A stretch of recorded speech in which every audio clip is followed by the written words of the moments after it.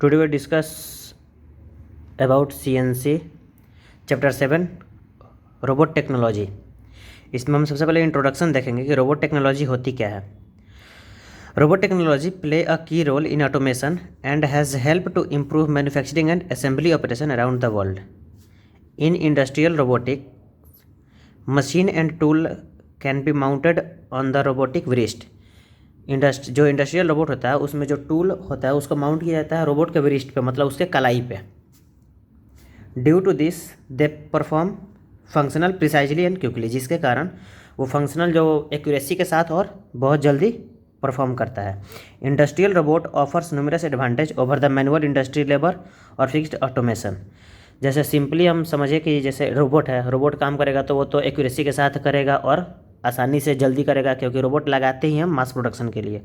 अगर हम कोई एक प्रोडक्ट बनाना हो उसके लिए रोबोट लगाएं तो हमें इकोनॉमिकल पॉइंट ऑफ व्यू से उससे लॉस होगा, इसीलिए रोबोट का यूज करते हैं मास प्रोडक्शन और जहाँ पे हाईली प्रिसीजन वर्क हो, मतलब एक्यूरेसी ज़्यादा चाहिए वहाँ पे। और सिंपल सी बात है कि जहाँ पे मैनुअल वर्क करेगा वहाँ पे एक्यूरेसी रोबोट जितनी मिल नहीं पाएगी और मास प्रोडक्शन रोबोट से ही ज़्यादा होगा। और फिक्स्ड ऑटोमेशन, इसके पहले हम फिक्स्ड ऑटोमेशन में भी हम डिस्कस कर चुके थे कि फिक्स्ड ऑटोमेशन का यूज ही करते हैं हम मास प्रोडक्शन में। तो वही है कि due to this they perform function precisely and quickly. Industrial robotic offer numerous advantage over manual industrial labour और fixed automation, including increase speed and the ability to functional in harsh environment, added flexibility and dexterity offer by the industrial robotics help manufacturing to complete the job quickly. उसके बाद हमारा second topic है वो है categorise इन robot study. मतलब हम robot की study करने के लिए हमें किस किस चीज़ की स्टडी करनी पड़ती है। तो सबसे पहला था हमारा कंप्यूटर साइंस, दूसरा है इलेक्ट्रिकल इंजीनियरिंग, उसके बाद आता है सेंसर के बारे में, उसके बाद आता है कंट्रोल सिस्टम, उसको कंट्रोल कैसे करेंगे, उसके बाद आता है मैकेनिकल इंजीनियरिंग, मोशन प्लानिंग, उसके बाद मैकेनिज्म एंड मैकेनिक्स। ये हमारे कुछ सब्जेक्ट है जैसे रोबोट की स्टडी करने के लिए हमें इन सब्जेक्ट की स्टडी करनी पड़ती है। उसके बाद आता है हमारा रोबोट की डिफिनीसन, मतलब डिफिनीसन ऑफ रोबोट। हमारे इसके बाद का टॉपिक है रोबोट डिफिनीशन। तो इसमें देखते हैं the RIA robotic industrial association, robotic industries association has give the definition for industrial robot. According to this an industrial robot is reprogrammable multifunctional manipulator designed to move material, parts, tool, a specific device through variable program motion for the performance of variety of task। RIA के through जो हमारा robot industrial robot होता है वो reprogrammable होता है, multi functional होता है, manipulator to design the move material को मूव करे, पार्ट्स वगैरह को मूव करे, टूल वगैरह को एक जगह से उठा के दूसरी जगह रख दिया, कोई टूल से कोई ऑपरेशन करे, दूसरे टूल से ऑपरेशन करे, स्पेशल डिवाइस वगैरह को कहीं जैसे वर्कपीस को, फिनिश्ड वर्कपीस को स्टोर रूम में ले जाना हो या रॉ मटेरियल को स्टोर से लाना हो मशीन के पास, वो variable program motion for the performance of variety of task. अगर हम सिंपल में समझे कि देखो अब एक रोबोट खरीदे, एक रोबोट ले लिए, एक रोबोट से हमें कोई एक काम करना हो, वो तो हमें इकोनॉमिकल पॉइंट ऑफ व्यू से लॉस होगी उसमें। इसीलिए जो यहाँ पे रीप्रोग्रामेबल है, मतलब एक रोबोट पे हम रीप्रोग्राम मतलब अलग अलग टाइप के प्रोग्राम करके उसे हम अलग अलग टाइप के काम करवा सकते हैं। मल्टी फंक्शनल मतलब होता है एक फंक्शन से ज़्यादा फंक्शन करे, and manipulate to design move material, parts, tool, special device वगैरह। And industrial robot is a general purpose reprogrammable machine processing certain anthropomorphic characteristics. Anthropomorphic का मतलब होता है मानव रूपी, जैसे ह्यूमन, जैसे कोई वर्कर काम करता हो इंडस्ट्रीज में, सेम उसके जैसा वो प्रोसेस करे, सेम उसके जैसा वर्कर है। मानव रूपी मतलब मानव के जैसा कोई काम करे। द मोस्ट टिपिकल एंथ्रोपोमॉर्फिक और human like characteristics of the robot is it's arm. जो सबसे अच्छा जैसे एकदम ह्यूमन के लाइक जो काम करता है वो होता है रोबोट की कलाई, जो आर्म उसकी मेन वर्क करती है। The arm together with the robot capacity to be programmed make it identically suited for a variety of production task including machining, loading, spot welding, spray painting and assembly. जो arm के through जो robot है वो हमारा machine loading कर सकता है, spot welding कर सकता है, स्प्रे पेंटिंग कर सकता है और असेंबली वगैरह कर सकता है। The robot can be program to perform sequence of machine motion and it can be repeat that motion sequence until it program to perform some another job. उसके बाद आता है रोबोट एनाटॉमी, मतलब जैसे उसके रोबोट की जो शरीर की रचना है, मतलब उसकी बॉडी के स्ट्रक्चर है वो किस प्रकार की है। तो इसमें देखते हैं the anatomy of industrial robot deals with the assembling of outer component of a robot such as breast, arm and body. जैसे कोई भी रोबोट की बॉडी होती है वो तीन उसमें मेन उसकी आउटर कंपोनेंट को असेंबल करके बनाया जाता है। उसमें पहला आता है व्रिस्ट, मतलब उसकी कलाई, दूसरा आता है उसकी आर्म, उसकी बाजू, और तीसरा आता है उसकी body. Here are some of the key fact about the robot anatomy. सबसे पहले था जॉइंट एंड लिंक। अब हमें सबसे पहले जानकारी कि जॉइंट और लिंक में डिफरेंस क्या होता है, ठीक है। सबसे इसमें जो की फैक्ट में सबसे पहला था वो है जॉइंट और लिंक। इसमें जॉइंट और लिंक है तो जॉइंट का मतलब होता है कि जैसे कोई दो पार्ट को एक पास में जॉइंट कर देना। जैसे हमारे ये दो पार्ट है, इसको एक पार्ट हम जॉइंट कर दिए, हो गया जॉइंट। और लिंक में दोनों पार्ट जॉइंट होने के बाद इस दोनों में रिलेटिव मोशन होता है, उसे हम बोलते हैं लिंक। ये सबसे पहले जॉइंट और लिंक में डिफरेंस है। उसके बाद देखते हैं all industrial robot have mechanically joint that can be classify into 5 type. जो हमारी जॉइंट होती है रोबोट में उससे हम 5 प्रकार से क्लासीफाई करते हैं, जिसमें दे इंक्लूड 2 टाइप। जिस 5 टाइप में से जो 2 टाइप है वो प्रोवाइड करता है लीनियर मोशन, और जो बचा हुआ 3 टाइप है वो प्रोवाइड करता है रोटरी मोशन। इसके आगे हम इस पांचों जॉइंट को देखेंगे। अब हमें इसके पहले पढ़ते कि जॉइंट और लिंक। जो हमारा 5 जॉइंट होता है इसमें, वो उसमें से 2 प्रोवाइड करता है लीनियर मोशन। लीनियर मोशन वाला एक होता है हमारा एल टाइप एंड एक होता है 2 टाइप। वो दोनों में से ये 2 हो गया, एल टाइप और ओ टाइप। और जो 3 हमारा रोटरी मोशन प्रोवाइड करता था वो है एक type R, type T and type V. Rotational joint, twisting joint and revolving joint, 3 ये हो गया। टोटल हमारा 5 टाइप हो गया। अब सबसे पहले देखते हैं जॉइंट एंड लिंक क्या होता है। देखो जॉइंट मतलब 2 पार्ट को जॉइंट करता हो। इसमें देखो एक बेस तो हमारा फिक्स्ड हो गया, एक पार्ट 1 पार्ट सेकंड ये जॉइंट करता है, जॉइंट 1 हो गया, और दूसरे तीसरे को जॉइंट करता है, ये जॉइंट 2 हो गया। अब लिंक होता है कि लिंक वो होता है जिस जॉइंट में मोशन मतलब रिलेटिव मोशन होता है। हमारा एक लिंक क्या हो गया क्योंकि ये भी मूव करेगा यहाँ से, दूसरा लिंक क्या हो गया, तीसरा लिंक ये हो गया। तो इसमें लिंक 0, 1, 2 और जॉइंट हमारा 1, 2, 2 जॉइंट होगा, 3 लिंक होगा। आगे होता है हमारा एंड ऑफ आर्म। यहाँ पे हम ऐसे एक जॉ बना होता है, ये हमारा बॉडी, ये रोबोट एनाटॉमी के आउटर पार्ट है, ये रोबोट एनाटॉमी में नहीं आता है। इसके बाद देखते हैं ये हमारा ट्रांसलेशन मोशन में हमारा लीनियर मोशन था, इसमें हमारा एल टाइप, ओ टाइप, और जो रोटेशनल था 3 वो होता type R, type T, type भी। इसका डायग्राम से देखते हैं, ये हमारा इनपुट आया, ये आउटपुट है। इस दोनों में जो ये एक हो गया, एक अलग पार्ट्स हो गया। इस दोनों की जो एक्सिस होगी वो पैरेलल टू ईच अदर होगी। ये हो गया हमारा एल टाइप, दूसरा था हमारा ओ टाइप। अब ये भी हमारा लीनियर का ही सेकेंड टाइप है, बट इसमें क्या होगा, जो आउटपुट और इनपुट की एक्सिस है वो परपेंडिकुलर टू ईच अदर होगी। ये आउटपुट हो गया और ये हमारा इनपुट हो गया, बट इसमें जो एक्सिस होगी इस दोनों की वो परपेंडिकुलर टू ईच अदर होगी। तीसरा देख रोटेशनल टाइप। रोटेशनल में क्या होता है कि इनपुट और आउटपुट, ये हमारा इनपुट है, यहाँ से हम इनपुट दिए, और जो आउटपुट जा रहा है इस दोनों की एक्सिस परपेंडिकुलर होगी।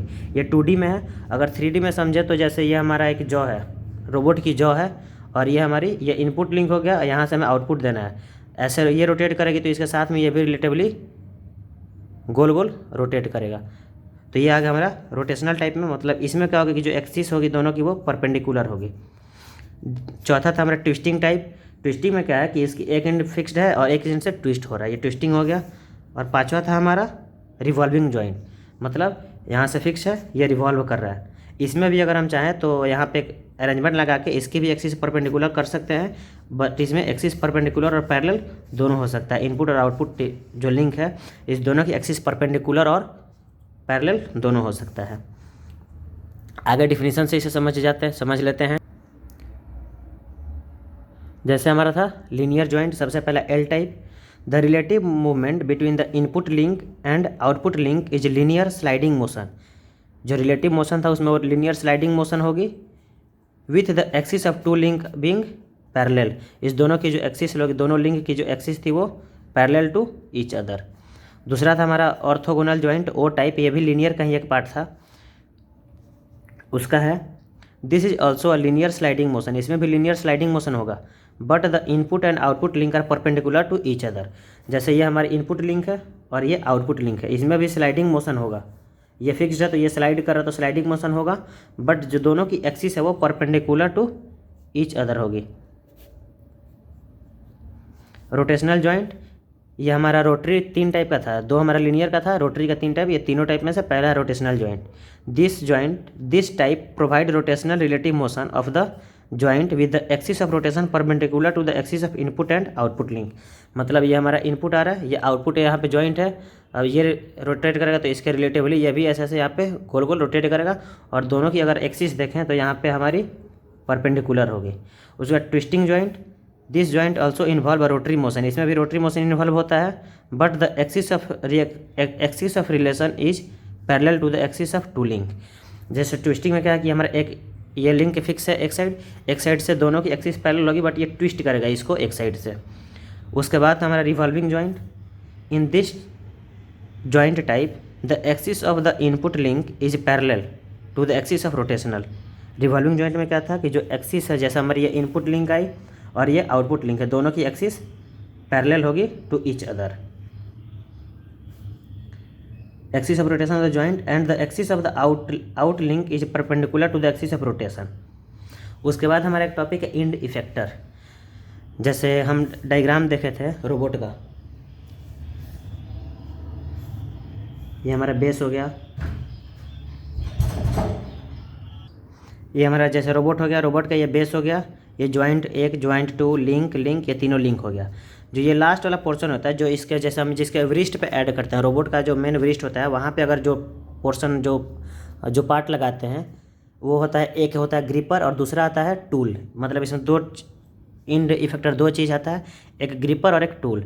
टूल का यूज करते हैं जैसे कोई ऑपरेशन वगैरह करने के लिए, और ग्रिपर का यूज करते हैं जैसे ये हमारा यहाँ पे इरेजर है, तो ग्रिपर एक जॉ टाइप का होता आएगा, इसको ग्रिप करेगा उठा के फिर दूसरी जगह पे रख देगा, ये ग्रिपर का यूज करते हैं। यहाँ पे ये जो है ये ग्रिपर का यूज हुआ है इंड इफेक्टर के लिए। दूसरा है मैनिपुलेटर। मैनिपुलेटर एक ऐसा चीज़ है जैसे हम कोई कमांड दिए रोबोट को, वो मैनिपुलेट करता है वर्क में। A hand of a robot is considered as end effector. जो रोबोट का हाथ होता है उसको हम कंसिडर करते हैं end effector. The gripper and tool are the 2 significant type of end effector. एक ग्रिपर होता है, एक टूल होता है। The gripper are use to pick and place an object. Pick करना और प्लेस करना मतलब एक जगह से उठाना दूसरी जगह पे रख देना कोई ऑब्जेक्ट को। While the tool are use to carry out operation like spray painting, spot welding वगैरह जो काम हमें करना हो। इसके बाद देखते हैं मैनिपुलेटर क्या होता है। The manipulator in a robot are develop by the integration of link and joint. जो मैनिपुलेटर होता है उसको डेवलप करते हैं लिंक और जॉइंट को इंटीग्रेट करके, मतलब जोड़ के। In the body and arm it is applied for moving the tool in the work volume. जैसे इसके पहले मैं बताया था कि मैनिपुलेटर का यूज़ करते हैं कोई भी काम को मैनिपुलेट करना, मतलब करना। तो जैसे बॉडी वगैरह में यूज़ करते हैं मूव करने के लिए टूल को और वर्क वॉल्यूम को, मतलब कमांड देकर टूल को मूव करना, कोई ऑपरेशन करना, कोई पीस यहाँ से उठा के यहाँ पर रखना, इसको बोलते हैं मैनिपुलेट करवाना। It is also ended in the wrist to the adjust the tool. इसके बाद आता है कंपोनेंट ऑफ रोबोट। मतलब हमारे कौन कौन से कंपोनेंट होते हैं रोबोट में। कंपोनेंट ऑफ रोबोट में सबसे पहला था हमारा बेस, में भी फिक्स्ड और मोबिल। अब रोबोट ये भी होता है कि जैसे एक स्टेशन में फिक्स हो गया, कोई काम कर रहा है, एक हो गया कि इसके नीचे व्हील वगैरह लगा होता है, ये स्लाइड कर मूव भी करेगा, मोबिल मतलब मोशन होगा, फिर यहाँ से वहाँ पे जाके भी काम करेगा। दूसरा था manipulator arm with a number of degree of freedom. अब जैसे मैनिपुलेटर आर्म है, जैसे उसकी आर्म मतलब उसकी जो बाजू है, उसके पास number of degree of freedom है कि इस डिग्री में मूव कर सकता है, इस डिग्री में मूव कर सकता है, इस डिग्री में मूव कर सकता है, आगे जा सकता है, नीचे जा सकता है, ऊपर जा सकता है। जब जिस साइड में मूव करता है उसे बोलते हैं डिग्री ऑफ फ्रीडम। उसके बाद आता है gripper and end effector. Gripper इसके पहले मैं बता दिया था, और इंड इफेक्टर बात वही हुआ, दोनों वही है। ग्रिपर मतलब कोई चीज़ को ग्रिप किया, उठा कर रख दिया, और इंड इफेक्टर इसका नाम क्यों है, क्योंकि ये तो सबसे पहले रोबोट के सबसे लास्ट, मतलब जैसे सबसे इंड में लगा होता है, और जो भी हमारा वर्क इफेक्ट है इसी से किया जाता है। फॉर होल्डिंग अ पीस और tool depending upon the applied of application of robot. चौथा आता है ड्राइव एंड एक्चुएटर। भी इसको चलाने के लिए कुछ ड्राइव चाहिए, एक्चुएटर वगैरह चाहिए। मैनिपुलेट, मान लो जैसे हमें कोई काम करना हो तो उसे चलाने के लिए सबसे पहले हमें कुछ उसको देना पड़ेगा ना, अब उसे मोटर से चलाएं, बैटरी से चलाएं, इलेक्ट्रिसिटी दे, जो करे, मतलब हमें कोई ड्राइव एंड एक्चुएटर चाहिए। इसके बाद और आगे टॉपिक है कंट्रोलर। अब कंट्रोलर क्या होता है, जैसे हमारा सब कुछ सेट कर दिए तो सबसे मेन कमांड होता है वो हमारा रोबोट को होता है कंट्रोल करना। ये डिलीवर करता है command to the actuator with the help of hardware and software. उसके बाद आता है सेंसर। अब सेंसर दो एक्शन परफॉर्म करता है। सबसे पहले एक तो फीडबैक डिवाइस काम करता है कि जहाँ पे हम काम कर रहे हैं उसकी कैसा काम हो रहा है, कैसा क्या हो रहा है, और दूसरा उसकी वर्किंग इन्वायरमेंट को देखता है कि जैसे हम जहाँ पे काम करें वहाँ पे कैसी वर्किंग इन्वायरमेंट है, कहीं आग वगैरह तो नहीं लग गया, कहीं कोई इलेक्ट्रिसिटी जैसे कोई वायर वगैरह खुला तो नहीं है जिसके कारण रोबोट में करंट वगैरह पास हो सके। उसके बाद जैसे ये देखो, अब इसमें आ गया हमारा ये power source, battery, generator, electricity जो हो, ये हमारा कंट्रोल कैबिनेट जैसे जिससे हम रोबोट को कंट्रोल करेंगे। ये बेस हो गया। अब बेस भी दो टाइप का हो सकता है, एक मूवेबल हो सकता है, एक फिक्स्ड हो सकता है। उसके बाद सब ये हमारा आ गया बॉडी। बॉडी के बाद ये आ गया हमारा न्यूमेटिक सिलेंडर। अब ये जो होता है इसमें भी मूवमेंट होती है, जो इसका रेडियल आर्म है, जो बाजू है इसकी, ये तो अंदर जा सकता है और बाहर एक इसकी मूवमेंट होती है, एक इसकी मूवमेंट होती है नीचे ऊपर, एक ये रेडियली मूव कर सकता है, मतलब यहाँ से ऊपर की तरफ जाएगा, नीचे की तरफ भी आ सकता है। ये जो टोटल ये यूनिट है ये ऊपर भी जा सकता है, नीचे भी आ सकता है। ये पीछे आगे ये रेडियल हो गया, ये ऊपर नीचे हो गया। ये जो टूल वाला जैसे ये इंड जहाँ पे ये ग्रिपर लगा हुआ है ये भी ऊपर नीचे हो सकता है। अब ये यूनिट है ये भी नीचे आएगा, ये भी ऊपर चला जाएगा। इसकी कुछ डिग्री ऑफ फ्रीडम होती है। ये यहाँ से रोटेट भी करता है, ऐसे रोटेट कर जाएगा। ये हमारी ऐसे है, इसके साथ में ये रोटेट कर जाएगा साइड में। ये कुछ डिग्री ऑफ फ्रीडम होती है। उसके बाद हमारा एक टॉपिक है आगे, need and objective of using industrial robot. हमें ज़रूरत क्या पड़ी इंडस्ट्रियल रोबोट की यूज करने की। तो सबसे पहला आता है, हम जब रोबोट से काम करते हैं तो हमारी जो क्वालिटी होती है प्रोडक्ट की वो बढ़ जाती है, हमारा जो प्रोडक्शन रेट है वो इंक्रीज़ हो जाता है, उस जो हमारी लेबर की रिक्वायरमेंट होती है वो कम हो जाती है, जो हमारा लाइफ होता है प्रोडक्शन मशीन की वो इंक्रीज़ हो जाता है, रिड्यूस प्रोडक्शन टाइम। अब मास प्रोडक्शन के यूज़ करेंगे, इसमें जो लीड टाइम वगैरह होता है इसमें बहुत कम लगता है, मतलब जो टाइम बहुत कम वेस्ट होता है। वर्किंग प्रोसेस टाइम भी घट जाता है, इसीलिए प्रोडक्शन टाइम है वो भी प्रोडक्शन टाइम कम हो जाएगा, लीड टाइम कम हो जाएगा, वेस्ट टाइम कम हो जाएगा। Increase the safety level increase हो जाता है। To improve existing manufacturing process, जो अभी जो मैन्युफैक्चरिंग प्रोसेस चल रहा था ऑटोमेशन ये रोबोट के आने के पहले, उसमें इम्प्रूवमेंट हो जाती है। उसके बाद आता है टाइप्स ऑफ रोबोट। ये तो सिलेबस में है नहीं पर बेसिक हम सिंपल देख लेते हैं। क्लासीफाई हुआ है 4 वे से। सबसे पहला वे आता है classification on the basis of coordinate system. दूसरा था classification on the basis of power source, मतलब हम उसे कौन सा पावर दे रहे हैं उसे वर्क करने के लिए रोबोट को। तीसरा आता है classification on the basis of method of control, किस मेथड से उसे कंट्रोल कर रहे हैं। और चौथा आता है classification on the basis of programming method, हम कौन सा प्रोग्राम यूज कर रहे हैं, मैनुअली प्रोग्राम करते हैं, ऑटोमेटिक प्रोग्राम करते हैं, कंप्यूटर से प्रोग्राम करते हैं। तो मतलब classification on the basis of programming method, कौन सा मेथड यूज कर रहे हैं हम प्रोग्रामिंग के लिए। इसके आगे एक छोटा सा टॉपिक है एस्केरा। एस्केरा का फुल फॉर्म होता है selective compliance assembly robot arm. Selective compliance assembly robot arm. अब देखते हैं एस्केरा रोबोट होता क्या है। SCARA robot is one style of robot that has recently become quite popular is in combination of the articulated arm and the cylindrical robot. This robot has more than 3 axes and is called SCARA robot. जो SCARA robot है उसके पास जो axis होती है वो 3 axis से ज़्यादा होती है, मोर देन 3 एक्सिस, जिस रोबोट को हम बोलते हैं SCARA robot. It is widely use in electronic assembly, जिसका यूज करते हैं अधिकतर इलेक्ट्रॉनिक वगैरह की असेंबली वगैरह करने में, मतलब इलेक्ट्रिकल को इलेक्ट्रॉनिक असेंबली करने में। The rotary axes are mounted vertically rather than horizontally. जो रोटरी एक्सिस है इसको हम वर्टिकली माउंट करते हैं। अब देखो रोटरी एक्सिस को हॉरिजेंटली माउंट करेंगे तो सिंपल सी इसमें होती क्या है कि जब रोटेट करेगा तो इसमें डिफ्लेक्शन आना चालू हो जाएगा, इसीलिए इसको हम वर्टिकली माउंट करते हैं। The configuration minimize the robot deflection. जो ये कॉन्फ़िगरेशन है ये डिफ्लेक्शन रोबोट के डिफ्लेक्शन को मिनिमाइज करता है। When it carries an object while moving at the program speed. अगर कोई हॉरिजेंटल रोबोट है यहाँ से कोई ऑब्जेक्ट उठाया तो मूव करेगा तो इसमें डिफ्लेक्शन आने की चांस ज़्यादा होगी, और वर्टिकल रहेगा तो वर्टिकल हो, यहाँ से आर्म गया कुछ उठाया और मूव करेगा, जैसे ये वर्टिकल है यहाँ पे ये इसकी आर्म है, गया कुछ उठाया और मूव करेगा तो इसमें जो डिफ्लेक्शन की चांस है वो डिफ्लेक्शन की चांस कम हो जाती है। The acronym SCARA stand for selective compliance assembly robot arm, a particular design develop in the late 1970 century. ये हमारा एस्केरा हो गया। उसके बाद इसके कुछ एडवांटेज होती है एस्केरा की, वो सिंपल सा है, हाई स्पीड वगैरह के लिए यूज करते हैं। जो पे लोड कैपेसिटी है वो इसकी ज़्यादा होती है। रिपीटेबिलिटी जो इसकी होती है बहुत अच्छा है। उसके बाद लार्ज वर्क एरिया तक ये, जैसे लार्ज वर्क एरिया तक ये मूव कर सकता है। इसमें देखो अब ये भी एक 360 में मूव करेगा, ये 360 में मूव करेगा, ये भी ऊपर नीचे मूव कर सकता है।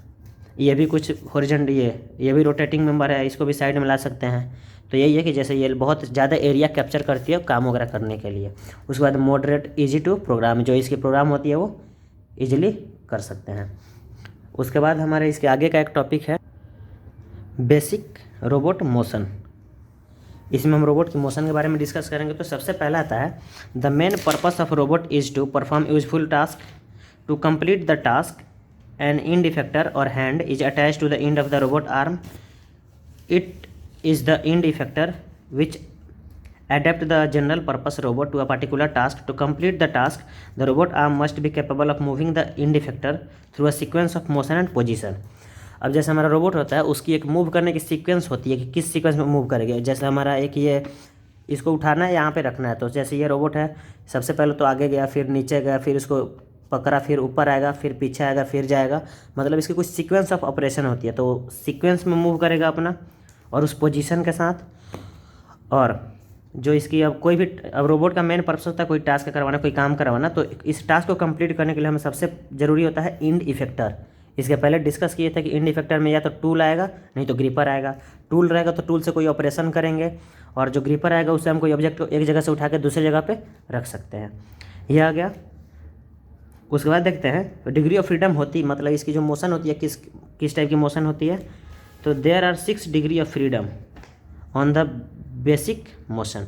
जो रोबोट में होता है वो 6 डिग्री ऑफ फ्रीडम होता है, मतलब 6 साइड में मोशन हो सकता है।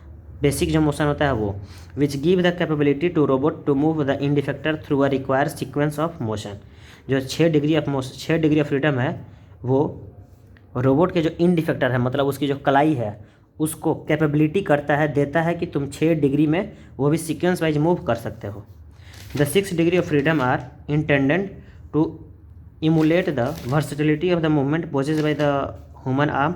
The 6 basic movement consist of 3 arm and body motion and 3 wrist motion.